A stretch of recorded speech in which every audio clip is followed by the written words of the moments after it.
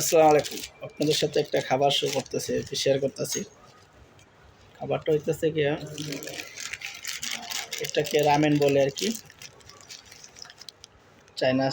চায়নারা খায় আর কি, যারা চায়না থেকে আসে না, চায়না যে ঠান্ডা জায়গাটা, ওইখানে এই খাবারটা বেশি খায়। চায়না মুসলিম আর কি, এখানে খাবার যারা বানায় এটা চায়না মুসলিম। খাবারটা দেখাই আপনাদেরকে। এই যে এখানে এটা মরিচের গুঁড়া, আর একটা আছে এই যে এটা মরিচের গুঁড়া, একই, একটু ঝাল ঝাল হয়।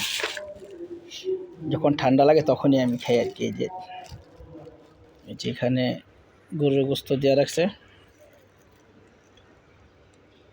ছোট ছোট পিস করে দেয় আর কি। গরুর গোস্ত কিনা ছোট ছোট পিস করে দেয়, সিদ্ধ করে দেয়। আর এইটা হচ্ছে ম্যাগি, এটা ময়দা থেকে সরাসরি বানায় দেয় আর কি। তো যাদের ঠান্ডা লাগে আর কি, বিশেষ করে আমার আজকে জ্বর আসছে, ঠান্ডা লাগছে, সেই জন্য নিয়ে আসছি।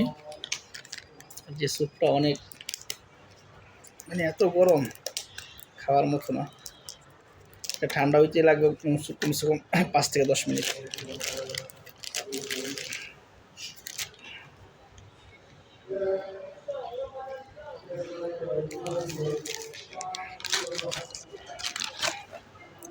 যত স্যুপ দিছে মনে হয় 3 জনে খাওয়া যাবে আর কি।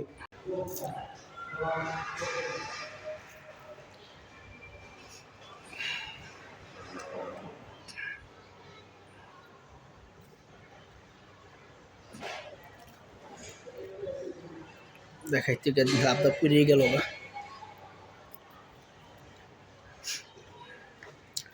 পানি কম হয়েছে, পানি আরো লাগবে।